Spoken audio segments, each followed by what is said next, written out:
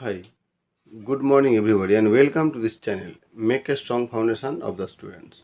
আজকে আমরা করব উপপাদ্য নাম্বার 34 এর উপপাদ্য 7 নম্বর চ্যাপ্টার মানে অধ্যায় নম্বর 7 পাতা হচ্ছে 123 আর West Bengal board of secondary এডুকেশনের সিলেবাস অনুযায়ী অ্যাকচুয়ালি আমি যেটা বললাম ক্লাস 10 এর মানে যে উপপাদ্য সেটা হচ্ছে 34 নম্বর উপপাদ্য তো চ্যাপ্টার 7 এর।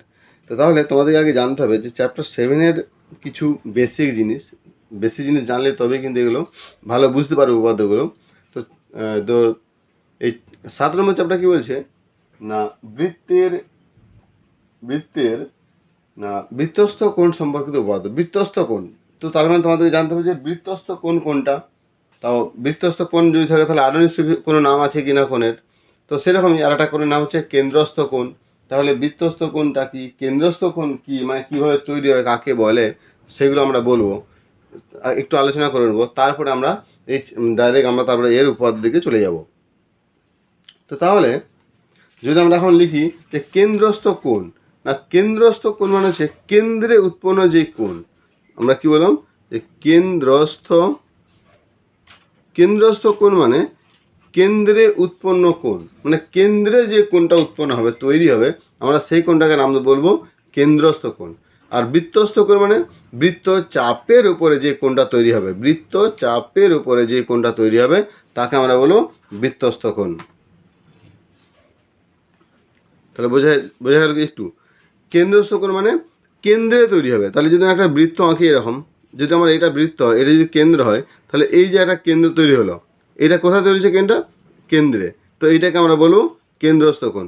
আবার যদি এরকম একটা ছবি আঁকি, এটা কেন্দ্র এরকম আর এরকম, এই যে একটা কোণ তৈরি হয়েছে, এইটাও কোণ, বা আবার এটাও কোণ, কিন্তু এটাও কিন্তু কোণ। তাহলে এই দুটো কোণের নাম হচ্ছে কেন্দ্রস্থ কোণ, কেন কেন্দ্রে তৈরি হয়েছে। এবারে বৃত্তস্থ কোণ মানে বৃত্ত তৈরি হবে। তো বৃত্ত যদি আমি বৃত্ত মানে বৃত্ত চাপে তৈরি হবে। তাহলে এইখান থেকে এইরকম, এইটা বৃত্ত চাপের উপর তৈরি হয়েছে, এটা যদি কেন্দ্র হয় তাহলে এইটা বৃত্ত চাপে তৈরি হয়েছে, তো এইটাকে আমরা বলবো বৃত্তস্থ কোণ। আবার একইভাবে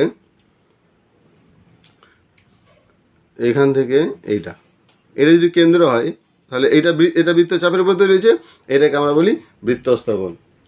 তো এই কেন্দ্রস্থ কোণে আবার দুটো নাম আছে।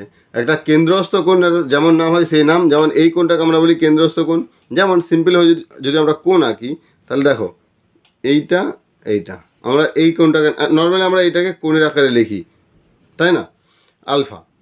আবার ঠিক একইভাবে দেখো এইরকম করলাম, এইবার আমরা কি কোণ দিই, আমরা নর্মালি এইটাকে কোণ মানে এইরকম অঙ্কের ক্ষেত্রে আমরা যখন করেছি, এইটাকে আমরা নর্মালি কোণ বোঝাতে চাই। আমরা কখনো এইটাকে কোণ বোঝাতে চেয়েছি কি, খুব কম সময় আমাদের কাজে লেগেছে, কিন্তু এটাও তো কোণ। ঠিক তেমনভাবে কেন্দ্রের মধ্যে দেখো দুটো কোণ, এই যে একটা কোণ তৈরি হয়েছে, ঠিক একটা বাইরের দিকে একটা কোণ তৈরি হয়েছে, তো এই কোণটাকে আমরা বলি কেন্দ্রস্থ কোণ। আর এটাকে আমরা কি বলি না প্রবৃদ্ধ কেন্দ্রস্থ কোণ। পরফলা বয়রি দয় ধয়, প্রবৃদ্ধ কেন্দ্রস্থ কোণ। কিন্তু কেন এটাকে প্রবৃদ্ধ কেন্দ্রস্থ কোণ বলা হয় কেন, তাই এটাকে কেন্দ্রস্থ কোণ বলা হয় কেন? তো তার কারণ এই কোণটা 180 ডিগ্রির কম আর এই কোণটা 180 ডিগ্রির বেশি। তার মানে কেন্দ্রস্থ কোণ মানে যা কেন্দ্রে তৈরি, যে যদি কোনো কোণ তৈরি হয় তার মান যদি 0 থেকে 180 ডিগ্রি পর্যন্ত থাকে, মানে 180 ডিগ্রি কম হয়, যদি 180 ডিগ্রির কম হয় তাহলে সেই নামটাকে আমরা বলি, মানে এটা হচ্ছে 0 to 180 179 9.9। আর প্রবৃদ্ধ কোণ মানে 180 বা তার থেকেও বেশি, 180 থেকে বেশি। তাহলে 180 তার মানে 181 থেকে 360। তো এইটাকে আমরা বলি প্রবৃদ্ধ কেন্দ্রস্থ কোণ। বোঝা গেল? এটাকে আমরা বলি সিম্পল কেন্দ্রস্থ কোণ। তো এইগুলো কিন্তু বুঝতে হবে যে কেন্দ্রস্থ কোণ কি আর প্রবৃদ্ধ কেন্দ্রস্থ কোণ কি। আবার ঠিক যে বৃত্তস্থ কোণ কি, আবার সম্মুখ বৃত্তস্থ কোণ কি, এই দুটো আবার জানতে হবে। এটা আবার দুরকম ভাগ আছে। তো এই দেখো আমি মনে করছি এরা এ পি বি, এখানে কিউ, এটা সি, এটা ও। দেখো এখানে এ সি বি কোণ তৈরি হয়েছে, কিন্তু ওইদিকের বৃত্তচাপের নাম কি?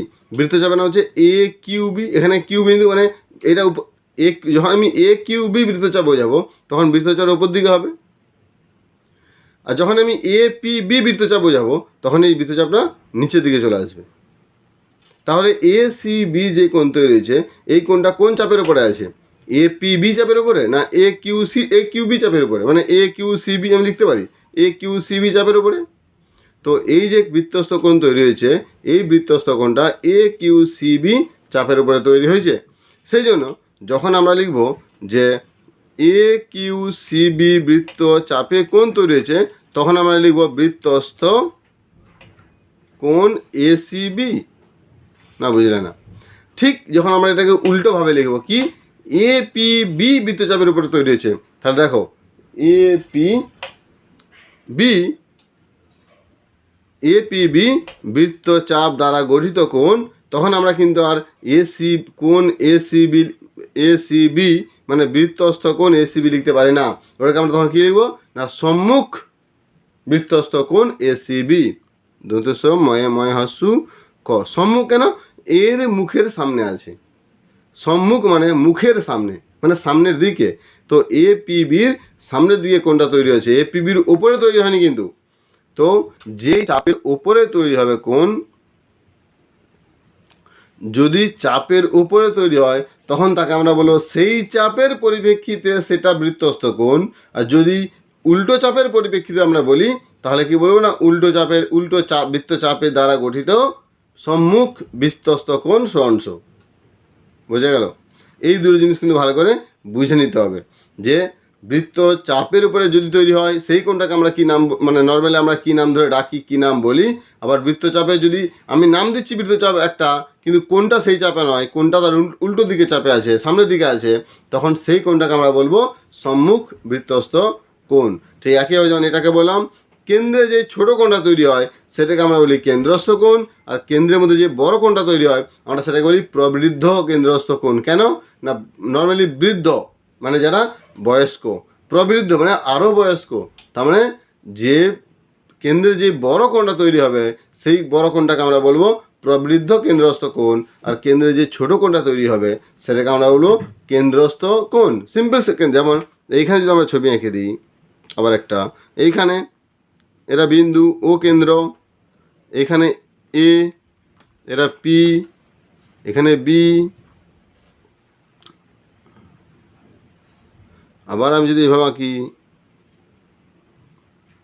কিউ সি, তাহলে এখানে কতগুলো জিনিস আমি বলছি না এস কিউ সি বি ও এ কিউ সি বি, এটা আমরা চাপের নর্মালি আমরা এইভাবে চাপের কী বলে একটা সাইন দিই। তো এ কিউ সি বি চাপ বৃত্তচাপ দ্বারা গঠিত কেন্দ্রস্থ কোণ। এই চাপের উপরে কেন্দ্রস্থ কোণ কি আছে না কেন্দ্রস্থ কোণ মানে ছোট কোণটা সবসময় হবে এটা ছোট আমরা দেখতে পাচ্ছি, এটা বড়। কেন্দ্রস্থ কোণ এ ও বি। আবার একই আমি যদি এই চাপটাকে ধরি এ কিউ সি বি বৃত্তচাপ দ্বারা গঠিত বৃত্তস্থ কোণ, তাহলে এই চাপে আছে এই কোণটা, তাহলে এ সি বি। তো আবার একইভাবে এ কিউ সি বি বৃত্তচাপ দ্বারা গঠিত প্রবৃদ্ধ কেন্দ্রস্থ কোণ, তাহলে এইটা কেন এটা বড় কোণ এ ও বি, এটাও কোণ এ ও বি, এটাও কোণ ও বি, কিন্তু সাইনগুলো আলাদা। আমরা এই ক্ষেত্রে এইভাবে লিখব। আবার যখন আমি প্রবৃদ্ধ ভাষা ইউজ করেছি প্রবৃদ্ধ কেন্দ্রস্থ কোণ প্রবৃদ্ধ এ ও বি, তার মানে আমাকে সবসময় এই কোণটাকে বুঝতে হবে। তাহলে প্রবৃদ্ধ এ ও বি। এবারে আমরা যদি লিখি এ কিউ সি বি বৃত্তচাপ দ্বারা গঠিত, এ কিউ সি বি বৃত্তচাপ দ্বারা গঠিত, আর কী কোণ আমি নাম বললাম সম্মুখ কোণ। এখানে কোনো সম্মুখ কোণ নেই। এইদিকে যদি কোনো কোণ আমরা আঁকতাম, এর যদি কোনো কোণ আঁকতাম এ ডিবি, তাহলে এর ABCD বৃত্তচাপ দ্বারা গঠিত সম্মুখ বৃত্তস্থ কোণ পেতাম, কিন্তু যেহেতু আমরা আঁকিনি তাহলে এটা কোনো সম্মুখ বৃত্তস্থ কোণ নেই। ঠিক একইভাবে যদি APB বৃত্তচাপটা ধরে নিই, APB বৃত্তচাপ দ্বারা গঠিত কেন্দ্রস্থ কোণ, তার মানে এই ছোট কোণটা হবে কোণ AOB। আবার একইভাবে APB বৃত্তচাপ গঠিত প্রবৃদ্ধ কেন্দ্রস্থ কোণ, তার মানে প্রবৃদ্ধ কেন্দ্রস্থ কোণ হবে কোণ AOB, মানে বড় কোণটা ধরতে হবে। আবার APB বৃত্তচাপ দ্বারা গঠিত, দেখো এই চাপের উপর আছে, মানে এই চাপ দ্বারা গঠিত, কিন্তু এই চাপে কোনো কোণ নেই। তাহলে আমি যখন বৃত্তস্থ কোণ লিখতে যাবো তখন আর এমনি বৃত্তস্থ কোণ হবে না, মানে বৃত্তস্থ কোণ শূন্য, কিছুই আঁকা নেই।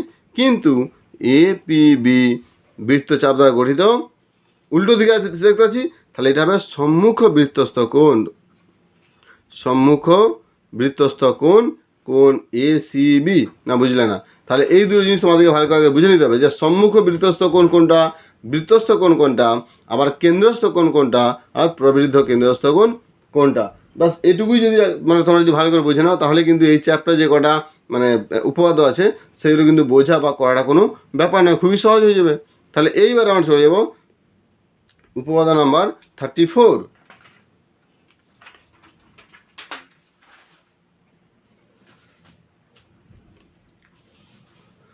তো এই 34 নম্বর উপপাদ্য জানতে হলে আমাদেরকে আরেকটা জিনিস বুঝতে হবে, যে কোনো মানে আমরা যদি করেছি সেগুলো যদি তোমরা ভুলে যাও তাহলে আমি আর মনে করে দিচ্ছি যে ত্রিভুজ, একটা আমি যদি ত্রিভুজ আঁকি,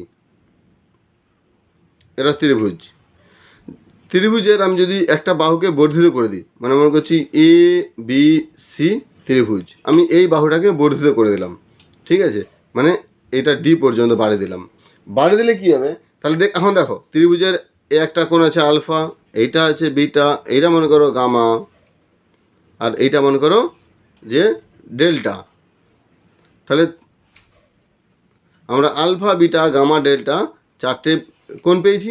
তো তোমরা ত্রিভুজের ক্ষেত্রে তোমরা আগেও পড়েছো যে তিনটে alpha plus beta plus gamma equal to ত্রিভুজের তিনটি কোণের মান কত হয়, 180 ডিগ্রি বা 2 সমকোণ। এটা তোমরা নিশ্চয়ই জানো।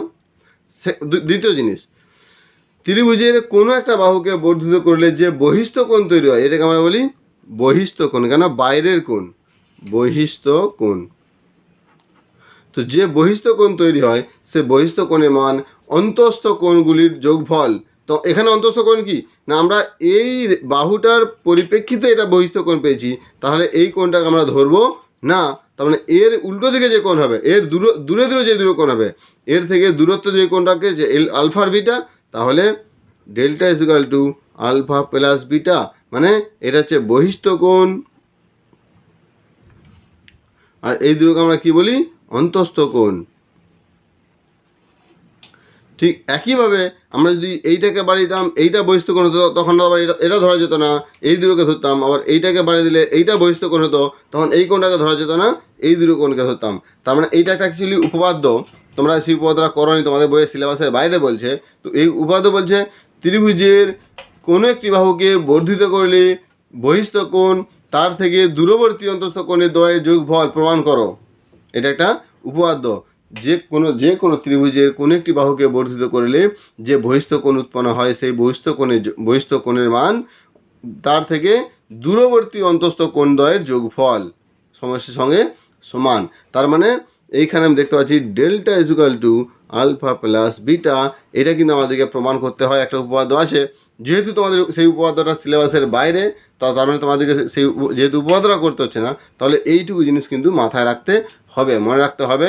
এইগুলো আমি আগেই বলেছি উপপাদ্যের ক্ষেত্রে কিন্তু কিছুটা মানে স্টাইলটা আলাদা হয়। কেমন না, আমার আগে যে উপপাদ্যগুলো হয় বা আছে বা ছিল তার যে আমি লেখাগুলো পড়ে এসেছি, যেমন আমরা 40, 41, 42 বা 32, 33 উপপাদ্য যেটা পড়েছি, কী বলে বৃত্তের ব্যাস নয় এমন কোনো জায়ের উপর যা যে বৃত্তের কেন্দ্রবিন্দু যে কোনো ব্যাসার্ধ লম্ব সমদ্বিখণ্ডিত করে, মানে একটা করেছি লম্বভাবে তাকে প্রমাণ করতে হবে, আর একটা করেছি যে সমদ্বিখণ্ডিত করে প্রমাণ করতে হবে, তার মানে সেটা লম্ব সমদ্বিখণ্ডক। তো এইগুলো যে আমরা পড়েছি এগুলো কিন্তু মনে রাখতে হবে সবসময়, আর মনে রাখলেই কিন্তু তারপরে নেক্সট যে উপপাদ্য থাকে সেটা কিন্তু আমরা করতে পারি। তাহলে এই জিনিসটা তোমরা মাথায় রাখবে, মনে রেখো। আর আগে যে বললাম বৃত্তস্থ কোণ, কেন্দ্রস্থ কোণ, বহিস্থ এই কি বলে প্রবৃদ্ধ কেন্দ্রস্থ কোণ আর সম্মুখ বৃত্তস্থ কোণ, এই চারটে জিনিস যদি তোমরা মাথায় রাখতে পারো তাহলে কিন্তু এই যে মানে চ্যাপ্টার নাম্বার 7, এই চ্যাপ্টার যে তিনটে যে উপপাদ্য আছে বা চারটে উপপাদ্য আছে খুবই ইজি। তার মধ্যে এখান থেকে একটা উপপাদ্য মানে অলরেডি খুব ইম্পর্টেন্ট, পরীক্ষার সময় এসেছিল, আবার 2019 এসেছিলো, তো আসতেও পারে আবার। কিন্তু এখন আমাদের কি আসবে সেটা না জেনে এখন সবগুলো আমাদেরকে শিখতে হবে, প্র্যাকটিস করতে হবে, তবেই তো আমরা পারবো। তাহলে এবার আমরা চলে যাচ্ছি উপপাদ্য নম্বর 34। তোমরা এর আগেও বলেছি আমি যে উপপাদ্যের ক্ষেত্রে কিছু স্টেপ আছে, কিছু ফর্মুলা আছে, কিছু ধাপ আছে। তার মধ্যে প্রথম ধাপ আমাদের কিন্তু লেখা হয়ে গেছে, কি না উপপাদ্যটাকে নিজেকেই আগে পরীক্ষাটায় লিখতে হবে। তারপরে কি করতে হবে না দ্বিতীয় ধাপ হচ্ছে আমাদেরকে ডান দিকে ছবি আঁকতে হবে, ডান দিকে ছবি আঁকতে হবে। এখানে তাহলে প্রথমে কি লিখেছে আমরা পড়ি, যেমন আমাকে যেমন লিখতে বলবে আমি সেই অনুযায়ী তো ছবিটা আঁকবো, যেমন পড়তে বলেছে। এখানে বলছে কোনো বৃত্তের একটি বৃত্তচাপের দ্বারা গঠিত সম্মুখ কেন্দ্রস্থ কোণ, দেখো সম্মুখ কেন্দ্রস্থ কোণ ওই চাপ দ্বারা গঠিত বৃত্তস্থ কোণের দ্বিগুণ। তাহলে মানে অ্যাকচুয়ালি এটা সম্মুখ কেন্দ্রস্থ কোণ লিখে, যেটা প্রবৃদ্ধ কেন্দ্রস্থ কোণ কিন্তু আমরা পড়লাম একটু আগে, তো একই ব্যাপার। কি বলে তার মানে প্রবৃদ্ধ কেন্দ্রস্থ কোণ বা সম্মুখ কেন্দ্রস্থ কোণ ওই চাপের দ্বারা যে কোনো বৃত্তস্থ কোণের দ্বিগুণ। তো এই ক্ষেত্রে আমরা যে কোনো একটা ছবি এঁকে সেটা কিন্তু প্রমাণ করতে পারি। যেমন আমি প্রথম ছবি যদি এইভাবে আঁকি,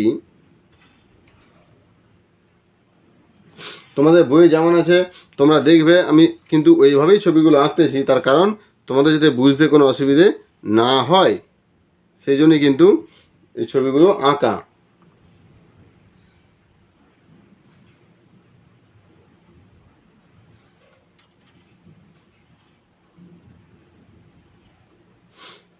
এ ও পি বি সি কি বলছে, বৃত্তের কোনো একটি বৃত্তচাপ দ্বারা গঠিত সম্মুখ কেন্দ্রস্থ কোণ ওই বৃত্তচাপের দ্বারা বৃত্তস্থ কোণের দ্বিগুণ। তাহলে ঠিক আছে, আমি অন্য একটা যদি ছবি আঁকি, অন্যভাবে যদি একটা ছবি আঁকি, কেন চারটে ছবি আঁকছি, কেন আমি চারটে ছবি আঁকবো এখন অ্যাকচুয়ালি। তো চারটে ছবিকে চার রকমভাবে বুঝবো, কি নাম বলে বা কোনটাকে কি নাম ধরে ডাকে।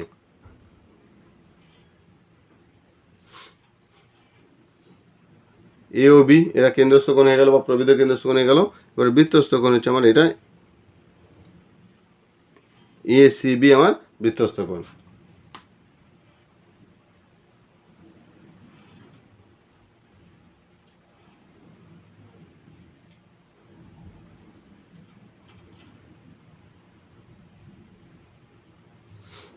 এ ও বি সি বৃত্তচাপের দ্বারা এ পি বি বৃত্তচাপ, এখানেও এ পি বৃত্তচাপ, এইটা হয়ে গেল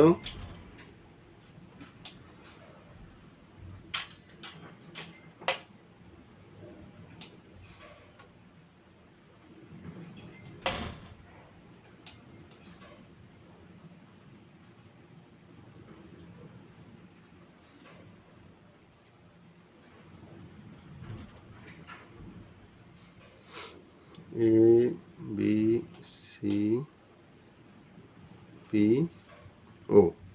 তাহলে আমরা যে চারটে ছবি এঁকেছি সবই কিন্তু এ পিবি এ পিবি এ পিবি এ পিবি, তার মানে এ পিবিরা কি আমার বৃত্তচাপ।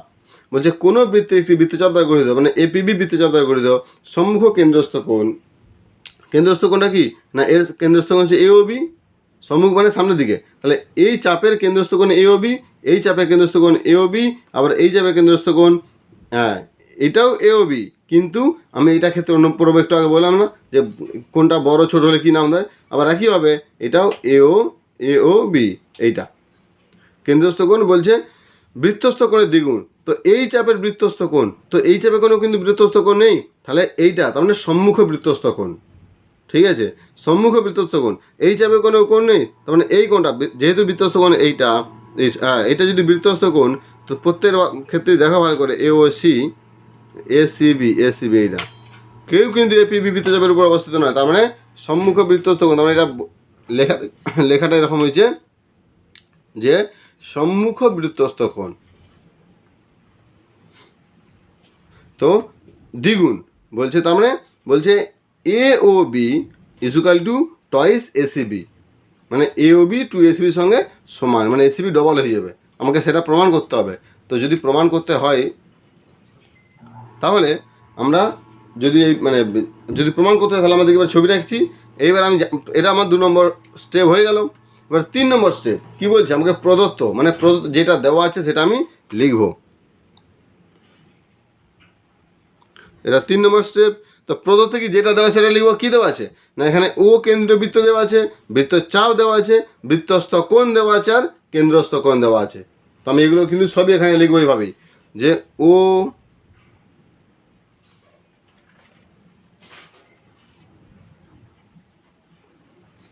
কেন্দ্রীয় বৃত্তের বৃত্তচাপ এপিবি, আমি প্রত্যেক ক্ষেত্রে দেখো এপিবি এপিবি এপিবি এপিবি, আমি প্রত্যেকটা ক্ষেত্রে কিন্তু এপিবি বৃত্তচাপই এঁকেছি। ওই জন্য লিখছি ও কেন্দ্রবৃত্তের বৃত্তচাপ এপিবি এর দ্বারা গঠিত কেন্দ্রস্থ কোনটা আছে এখানে এপিবি, মানে এই কোনটা এপিবি মানে এই কোনটা, তাহলে কোন এ ও বি, প্রত্যেকে দেখো এ ও বি এরা কেন্দ্রস্থ কোণ। আবার এখানেও এ ও বি এইটা, আবার এ ও বি এইটা, মানে প্রত্যেক ক্ষেত্রে কিন্তু কেন্দ্রস্থ কোণ এ ও বি। বৃত্তচাপ দ্বারা গঠিত কেন্দ্রস্থ কোণ এ ও বি এবং বৃত্তস্থ কোণ কোনটা, এবং একটি বৃত্তস্থ কোণ আমি একটি এঁকেছি, ওই জন্য আমি একটি লিখতেছি। যতগুলো লিখব প্রত্যেকটা কিন্তু এইভাবে প্রমাণ করা যাবে। একটি বৃত্তস্থ কোণ, এখানে বৃত্তস্থ কোণটা কোনটা এসিবি বৃত্তচাপের উপর অবস্থিত।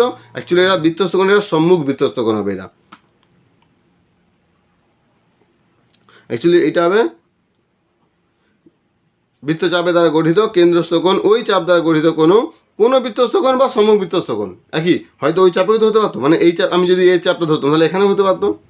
তাহলে বৃত্তস্থ কোণ কি আছে এসিবি,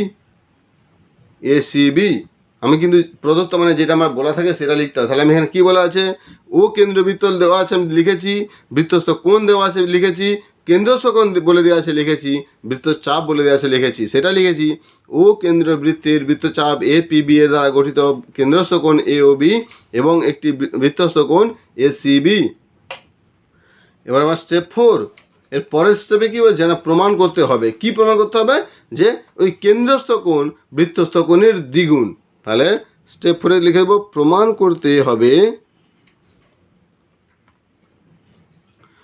করতে হইবে যে কি না কেন্দ্রস্থ কোণ, এটা যেমন লিখেছে আমি কিন্তু সেটা লিখতেছি, কেন্দ্রস্থ কোণ বৃত্তস্থ কোণের দ্বিগুণ, বৃত্তস্থ কোণের দ্বিগুণ, অর্থাৎ কেন্দ্রস্থ কোণ কি লিখেছি এখানে এসিবি এ ও বি, তাহলে A O B equal to দ্বিগুণ মানে 2AC/B, না বুঝলে না, তাহলে কেন্দ্রস্থ কোণ A O B equal to twice ACB. আমাকে কিন্তু এইটা লিখতে হবে কিন্তু। তাহলে আমাদের স্টেপ 4 কিন্তু হয়ে গেল। এবার স্টেপ 5 কিছু অঙ্কন করা আছে কিনা আমি দেখব। অঙ্কন কি না, আমি এইরকম করে যদি আঁকি লিখি কিছুই আমি বুঝতে পারছি না কেন, একটা কোণ দিয়ে দিয়েছে আর একটা কিছু দেয়নি।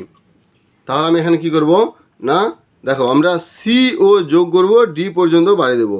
প্রত্যেকটা ক্ষেত্রে দেখি সি ও যোগ করে ডি পর্যন্ত বাড়াচ্ছি, সি ও যোগ করেছি ডি পর্যন্ত বাড়াচ্ছি, এটাও সি ও যোগ করেছি ডি পর্যন্ত বাড়াচ্ছি। তাহলে সি ও যুক্ত করে ডি পর্যন্ত বর্ধিত করিলাম, না বুঝলে না, সি ও যুক্ত করে ডি পর্যন্ত বাড়িয়ে দিলাম, সি ও যুক্ত করে ডি পর্যন্ত বর্ধিত করলাম। একইভাবে সি ও যুক্ত করে ডি পর্যন্ত বর্ধিত করলাম, সি ও যুক্ত করিয়া ডি পর্যন্ত বর্ধিত করলাম। কেন তাহলে এবার তোমাদেরকে বুঝতে হবে যে আমি কেন ভর্তি করলাম। তোমরা তো মনে রাখবে অবশ্যই, পরীক্ষার সময় মনে রাখবে পরীক্ষার জন্য, কিন্তু যখন আমি বুঝতেছি তখন আমাকে একদম মানে ফান্ডা ক্লিয়ার করে বুঝে নিতে হবে। দেখো যখনই আমি এটা বাড়িয়ে দিচ্ছি তাহলে এই ত্রিভুজের ক্ষেত্রে এ সি ও বি, এই ত্রিভুজের ক্ষেত্রে কী হলো, এইটা বেড়ে গেছে মানে এই কোণ তৈরি হয়েছে বহিস্থ কোণ, তাহলে অন্তস্থ কোণের দ্বিগুণ হয়ে যাবে। আবার এই ত্রিভুজের ক্ষেত্রে বহিস্থ কোণ তৈরি হয়েছে এইটা, তার এই ত্রিভুজের ক্ষেত্রে এইটা, তাহলে অন্তস্থ কোণের দ্বিগুণ হয়ে যাবে। হ্যাঁ বুঝলে না? তার মানে আমি যখন এই কোণটা লিখবো তাহলে এই কোণটা প্লাস এই কোণটা, আবার যখন এই কোণটা লিখবো এই কোণটা প্লাস এই কোণটা। না বুঝলে না? আর একবার যদি ছোটো করে ছবি আঁকি, মানে একদম সিম্পল শুধু ওটাকেই আমরা যদি লিখি, দেখো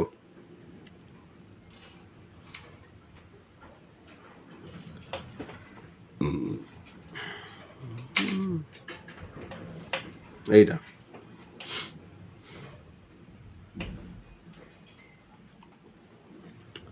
এ ও সি ডি।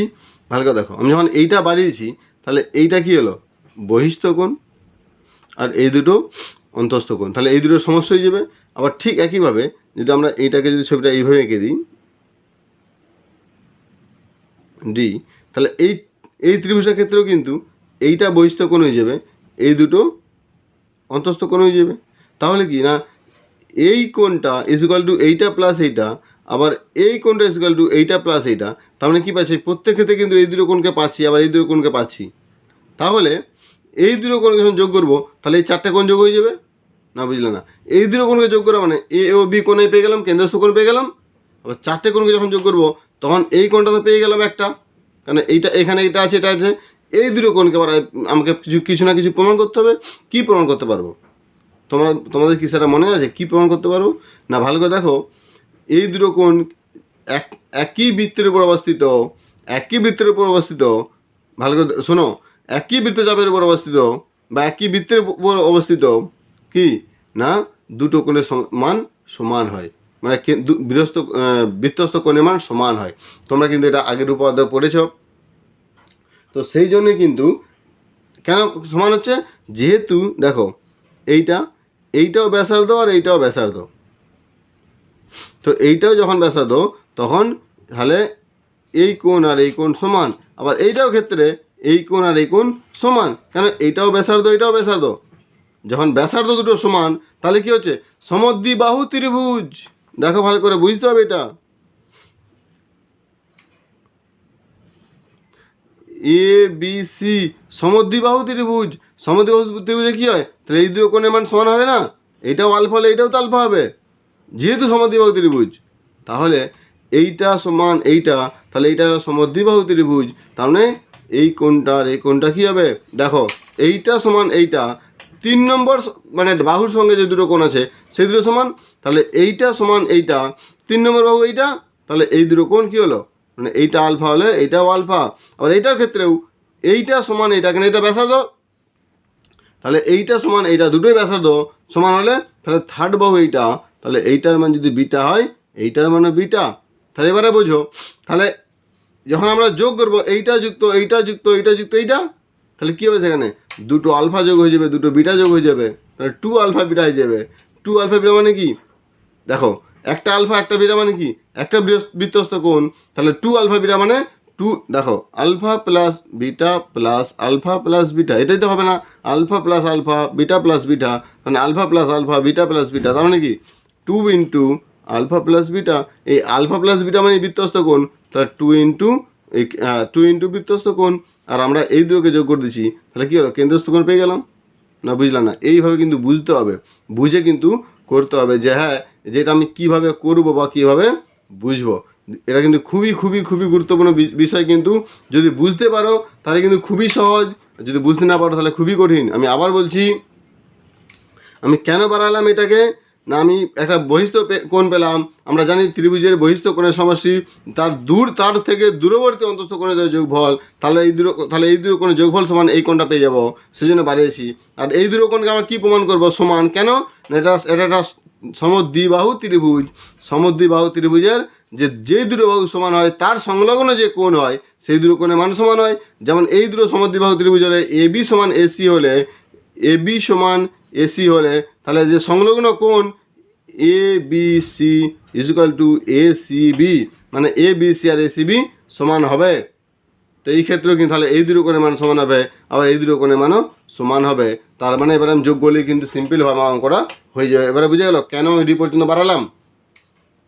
তাহলে আমি এবারে লিখব প্রমাণ। প্রমাণ মানে আমার শেষের ধাপে কিন্তু চলে এসেছে কিন্তু। তাহলে প্রমাণ কি করব না, আমি প্রতি ক্ষেত্রে একটা শব্দ ব্যবহার করছি। কেন? যেহেতু আমি 4টে ছবি এঁকেছি, তোমাদের পরীক্ষার জন্য 4টে ছবি আঁকা দরকার, যে কোনো একটা ছবি এঁকে পরীক্ষা করলেই প্রমাণ করলেই কিন্তু হবে। তো আমি কি লিখব না, প্রতি ক্ষেত্রেই ত্রিভুজ এ ও সি, দেখো ত্রিভুজ এ ও সি, না বুঝলে না, এর সিও বাহুকে ডি পর্যন্ত বর্ধিত করায়, আমি একটু আগে বললাম তো যে আমি যখন সিও বাহুকে ডি পর্যন্ত বর্ধিত করছি, মানে এ ও সি এর ক্ষেত্রে আমি আগে ধরছি, তারপর আমি সিও বি এর ক্ষেত্রে ধরবো বা বি ও সি এর ক্ষেত্রে ধরবো। তাহলে এ ও সি ত্রিভুজের ক্ষেত্রে সিও বাহুকে ডি পর্যন্ত বর্ধিত করায় বহিস্থ কোণ কি তৈরি হয়েছে? বহিস্থ করায় না, বহিস্থ কোণ কি ইজুকাল টু বহিস্থ কোণ এ ও বি। কেন এইটা আমি যে এটা বহিস্থ কোণ, এক্ষেত্রে আমার A O D, A O not B, A O D, হ্যাঁ, এ ও ডি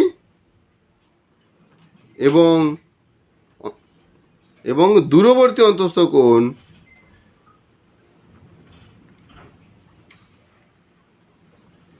দয়, এটা আমি সমান দিয়ে লিখছি এখানে। তাহলে দূরবর্তী অন্তস্থ কোণ কি এখানে, এটা বুঝলে সুবিধা পরিষ্কার, এই জন্য আমি এটাকে বলছি। তাহলে A C O R O A C, না বুঝলে না, ও এ সি আর কি হলো ও সি এই দুটো কোণ। অতএব বহিস্থ কোণ কি আমি আগে বললাম যে বহিস্থ কোণের মান অন্তস্থ দূরবর্তী কোণ দ্বয়ের সমষ্টি সমান। অতএব কোণ A O D is equal to কোণ ও এ সি প্লাস কোণ ও সি এ। আমি এখানে তোমরা লিখতে পারো, যেহেতু বহিস্থ কোণের মান অন্তস্থ কোণ দ্বয়ের সমষ্টির সঙ্গে সমান হয়, তোমরা এই লাইনটা লিখলেও লিখতে পারো, যদি না লিখো তাহলেও ভুল না। তাহলে A O D is equal to O A C plus O C A. আবার এখানে আমাকে এবার প্রমাণ করতে হবে তো যে কি বলে, মানে এই দুটো আবার কোন সমান বলে কীভাবে প্রমাণ করব। দেখো ত্রিভুজ, আমি যদি এইটা ধরি এ ও সি এর ক্ষেত্রে ত্রিভুজ এ ও সি এর ক্ষেত্রে A O is equal to O C, A O is equal to O C, বাহু একই বৃত্তের ব্যাসার্ধ, না বুঝলে না। অতএব যেহেতু বৃত্তে তোমার সমদ্বিবাহু ত্রিভুজ, তোমার সমদ্বিবাহু ত্রিভুজ বলে কি হবে, তাহলে সমদ্বিবাহু মানে দুটো বাহু যে সংলগ্ন কোণ সেই দুটো সমান। অতএব কোণ O A C is equal to কোণ ও সি এ। তাহলে আমি যদি এটাকে 1 নম্বর দিয়ে রাখি, তাহলে আমি এটা প্রমাণ করলাম না যে অতএব 1 নম্বর থেকে পাই, 1 নম্বর থেকে কী পেলাম না, কোণ A O D is equal to কোণ ও এ সি প্লাস কোণ O C A is equal to, তাহলে আমার কোন, এবার দেখো আমাকে এবারে বুঝতে হবে আমার কোনটা চাই। আমার কিন্তু বৃত্তস্থ কোণ এটা চাই, তাহলে এইটা আমার লেখা দরকার নেই, তাহলে এইটাকে আবার লিখবো কি না ও সি এ। তাহলে কোণ ও সি এ প্লাস কোণ ও সি এ, এখানে আমি লিখবো যেহেতু কোণ O A C is equal to কোণ ও সি এ, এটা আমি প্রমাণ করলাম is equal to 2 O C A. তাহলে দেখো A O D is equal to 2 O C A, মানে A O D is equal to 2 O C A. ঠিক একইভাবে উল্টো দিকে যদি চলে যায়, তাহলে এইটা ইজ ইকুয়াল টু 2 এটা হয়ে যাবে। তাহলে অতএব কোণ A O D is equal to A C A. তাহলে আমরা দিয়ে দিচ্ছি নাম কি না 2 নম্বর। তাহলে 2 নম্বর দিয়ে দিলাম। এইবারে আমরা চলে যাবো আবার কিসে না ত্রিভুজ উল্টো দিকে। আবার প্রতি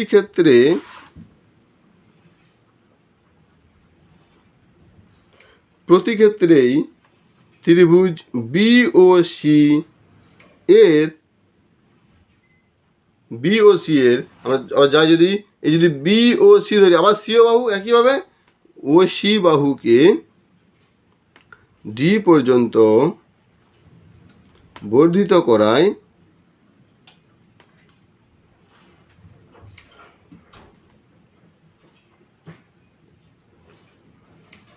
আচ্ছা, আমি এইটা পরে প্রমাণ করবো, তাহলে একবারে আমার করা সম্ভব। আমি আগে লিখছি কোন ত্রিভুজ বিওসি এর কি ত্রিভুজ বিওসি, যদি আমি যদি আবার ছবিটা এখানে যদি আঁকি,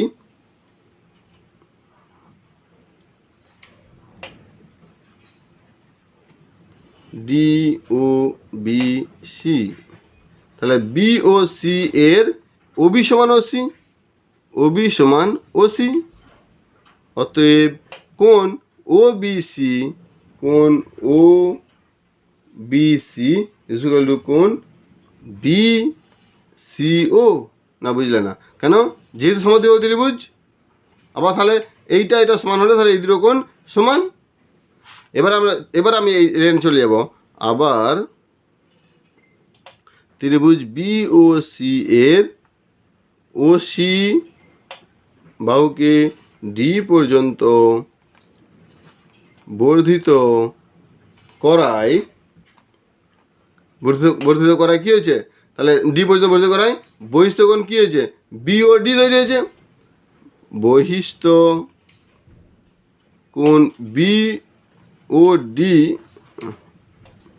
বিওডি ইজ ইকুয়াল টু, আমি একবারে কিন্তু লিখেছি দুটো কোণ অন্তস্থ কোণের যোগফল, কারণ আমি অলরেডি সেখানে ছোটো করে দেখেছিলাম প্রমাণ।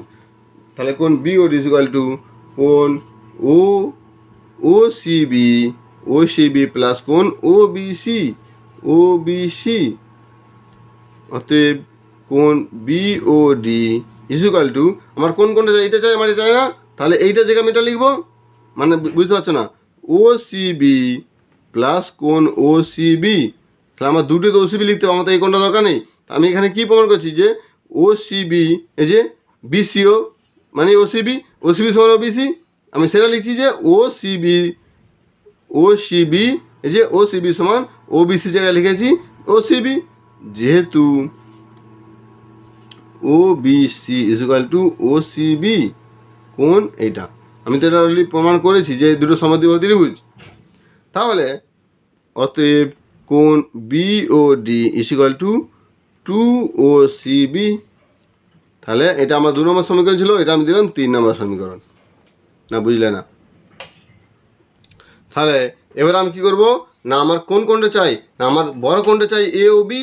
তাহলে যখন আমার এ ও বি যখন কোণ চাই, তাহলে আমাকে কী করবো? দেখো, এই 2 নম্বর সমীকরণ আর 3 নম্বর সমীকরণকে আমি যোগ করব।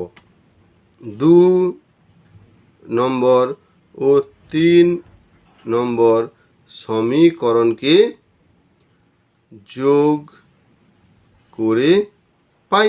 তো 2 নম্বরে কি আছে? এওডি কোণ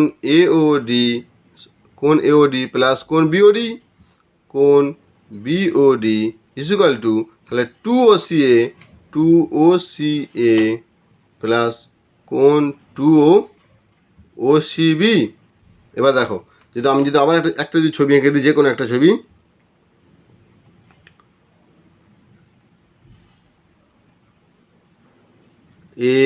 AODBC আমি ছবি এঁকেছি। এবার দেখো, AOD মানে আমার এই কোণটা প্লাস BOD মানে এই কোণটা, AOD আর এই কোণ। তাহলে এখন কী কোণ তৈরি হচ্ছে? AOD তো AOB তৈরি হয়নি কি?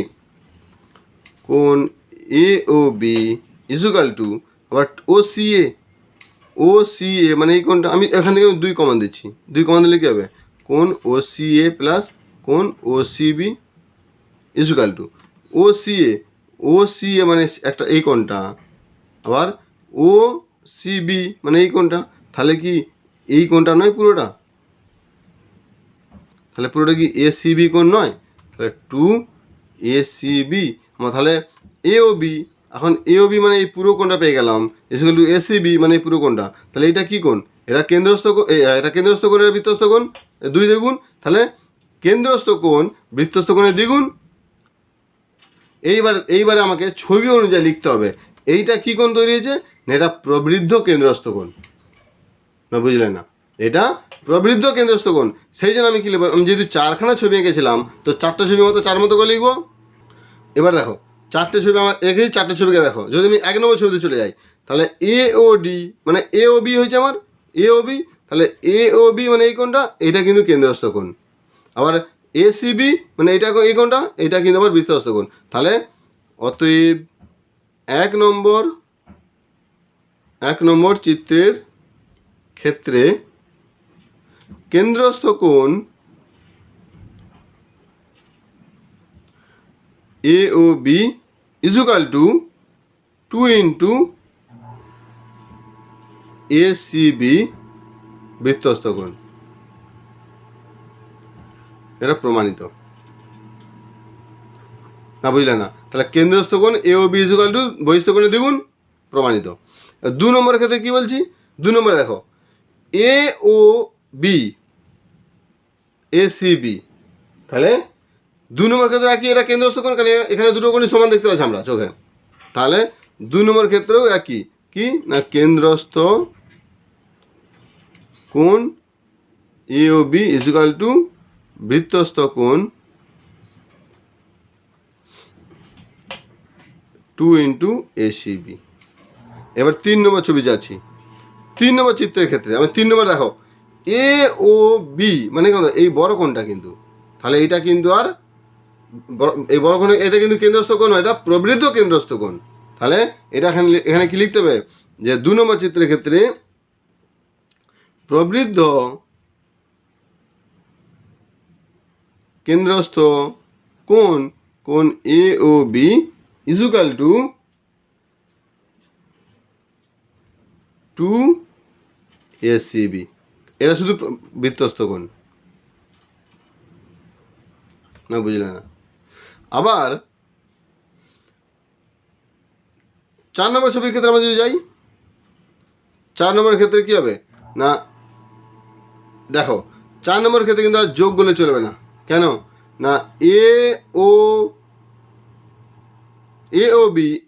ও বি এসিবি হ্যাঁ আমরা যেটা যোগ করেছিলাম এই 4 নম্বর ছবির ক্ষেত্রে কিন্তু যোগ করলে আর হবে না 4 নম্বর ছবিটা একটু উল্টো আছে 4 নম্বর ছবির ক্ষেত্রে কী হবে না এটা 4 নম্বর ক্ষেত্রে দেখো কোণ বিওডি মাইনাস কোণ AOD equal to 2OCB minus 2OCA equal to বা অতএব বিওডি থেকে এওডি বাদ দিলে এটা হবে AOB equal to 2OCB minus OCA অতএব এওবি ইজুকাল টু 2ACB প্রমাণিত তাহলে শুধু 4 নম্বরের ক্ষেত্রে তোমাদেরকে বাদ দিতে হবে মানে বিয়োগ করতে হবে যেটা আগে ছিল আমি যেটা যোগ করেছিলাম সেই যোগের পর থেকে 4 নম্বরের ক্ষেত্রে শুধু যোগটা হবে না বিয়োগ করতে হবে বাকি 1 নম্বর 2 নম্বর 3 নম্বর ক্ষেত্রে যোগ হবে আর 3 নম্বর ক্ষেত্রে শুধু এই লেখাটা এখানে 1 নম্বর 2 নম্বর ক্ষেত্রে কেন্দ্রস্থ কোণ এওবি ইজুকাল টু বৃত্তস্থ কোণের দ্বিগুণ এটা প্রমাণিত এটা লিখতে পারবে কিন্তু 3 নম্বর ক্ষেত্রে শুধু লিখতে হবে প্রবৃদ্ধ কেন্দ্রস্থ কোণ তাহলে আমি বলবো যে পরীক্ষার সময় যে ছবিগুলো মানে যেগুলো পড়ে সেগুলো কিন্তু তোমাদেরকে কী করতে হবে না এই ছবিগুলো আঁকবে এই ছবিটা আঁকবে এই ছবিগুলো সব থেকে খুব ইজি ছবি এইটা খুব ইজি ছবি প্রবৃদ্ধ লিখতে হোক এই দুটো যদি খুব সহজ ছবি তো সেই সহজগুলোকেই তোমরা যাবে কেন কোশ্চেন দিকে যেতে যাবে না বুঝলে না তাহলে আমি আবার একবার যদি বলি আমাকে কি বলেছিল বৃত্তের কোণ একটি বৃত্তচাপ দ্বারা গঠিত কেন্দ্রস্থ কোণ ওই চাপ দ্বারা গঠিত বৃত্তস্থ কোণের দ্বিগুণ তো আমি কেন্দ্রস্থ কোণ এঁকেছি আর বৃত্তস্থ কোণ এঁকেছি বৃত্তচাপ এঁকেছি এবার আমাকে প্রমাণ করতে হবে যে কেন্দ্রস্থ কোণ ইকুয়াল টু 2 ইন্টু বৃত্তস্থ কোণ সেটা লিখেছি প্রদত্তে কি লিখেছি ও কেন্দ্রীয় বৃত্তের বৃত্তচাপ এপিবি দ্বারা গঠিত কেন্দ্রস্থ কোণ এওবি এবং বৃত্তস্থ কোণ এসিবি আমি একটা এঁকেছি বলে একটি লিখেছি প্রমাণ করতে হবে যে কেন্দ্রস্থ কোণ বহিস্থ কোণের দ্বিগুণ অতএব বা অর্থাৎ AOB equal to 2 into ACB অঙ্কনে কি সিওকে আমি যুক্ত করছি ডি পর্যন্ত বাড়িয়েছি। আমি আগেই মানে ভালো করে বলে দিয়েছি যে কেন সিও যুক্ত করে ডি পর্যন্ত বাড়িয়েছি, তার কারণ আমি একটা সমদ্বিবাহু ত্রিভুজ তৈরি করেছি। সমদ্বিবাহু ত্রিভুজের ক্ষেত্রে কী হয়, 1 নম্বর দুটো কোণ সমান পাওয়া যায়, 2 নম্বর একটা বহিস্থ কোণ পেয়েছি, বহিস্থ কোণ ইকুয়াল টু অন্তস্থ কোণ দ্বয়ের যোগফলের সমষ্টি। সেই সূত্রকে আমরা জাস্ট ওইটুকু মনে রাখতে হবে যে বহিস্থ কোণকে পেয়েছি আর দুটো কোণ সমান দেখেছি, মানে সমদ্বিবাহু ত্রিভুজের জন্য ওইটা দেখাতে গিয়ে কিন্তু আমার পুরো অঙ্কটা হয়ে গেল। তাহলে আমি সেরকমই কি লিখছি না, এ ও সি, আমি যদি একটা ছবি আঁকি তাহলে এই প্রতি ক্ষেত্রে ভাষাটা ব্যবহার করবো না। ত্রিভুজ এ ও সি এর সিও বাহুকে ডি পর্যন্ত বর্ধিত করায় বহিস্থ কোণ ইকুয়াল টু এওডি এবং দূরবর্তী অন্তস্থ কোণ ইকুয়াল টু ও এসি এবং ও সি এ। অতএব AOD equal to O C A plus O AC. কেন আমরা জানি বহিস্থ কোণের মান বহিস্থ কোণ ইকুয়াল টু অন্তস্থ কোণ দ্বয়ের যোগফল। অতএব এ ও সি, আবার ত্রিভুজ ও এসি এর ক্ষেত্রে কি না, দুটো বাহু সমান। কেন এ ও আর ও সি সমান, কেন তার কারণ দুজনই ব্যাসার্ধ। তার মানে আমাকে কিন্তু আমি যেগুলো বলছি এত লিখতে হবে না কিন্তু পরীক্ষা দেয়, শুধু মাথা রাখতে হবে। তার মানে দুজনই তার মানে সমদ্বিবাহু ত্রিভুজ। আর সমদ্বিবাহু ত্রিভুজের ক্ষেত্রে আমরা জানি যে সমদ্বিবাহু যেগুলো থাকে তার সংলগ্ন বাহু যে কোণ থাকে সেই কোণগুলোর মান সমান নয়। অতএব কোণ ও এসি ইকুয়াল টু কোণ ও এসি এ। তাহলে এবার আমি যদি 1 নম্বর সমীকরণে এইটা বসে দিই, তাহলে কোণ এওডি মানে বহিস্থ কোণ ইকুয়াল টু কী পাবো, 2 ও সি এ। তো সেই একইভাবে আবার বিওসি ত্রিভুজের ক্ষেত্রে চলে গেছি, বহিস্থ কোণ দেখিয়েছি, সমদ্বিবাহু ত্রিভুজ প্রমাণ করেছি, প্রমাণ করতে দুটো কোণ সমান প্রমাণ করেছি, মানে ও সিবি আর ওবিসি সমান দেখেছি। যা আমি ও সিবি আর ওবিসি সমান দেখেছি, সঙ্গে সঙ্গে আমরা দেখাতে পেরেছি যে এই ডিওবি বা বিওডি বহিস্থ কোণ সমান এইটা প্লাস এইটা, তার মানে 2 এইটা। এইবারে যে আমি দুটো সমীকরণ পেয়েছি, আগের বারে যেটা পেলাম যে এই যে এরকম করে পেয়েছিলাম, এইটা ইকুয়াল টু মানে এইটা প্লাস এইটা, আবার এইটা ইকুয়াল টু এইটা প্লাস এইটা, এই দুটোকে যোগ করেছি, সেখানে এটা পেয়েছি, সেখানে আর এই দুটোকে যোগফল, এই দুটোকে যোগফল, এইটা যোগফল, তার মানে এইটা ইকুয়াল টু 2 এইটা, মানে 2 কেন্দ্রস্থ কোণ ইকুয়াল টু 2 বৃত্তস্থ কোণ।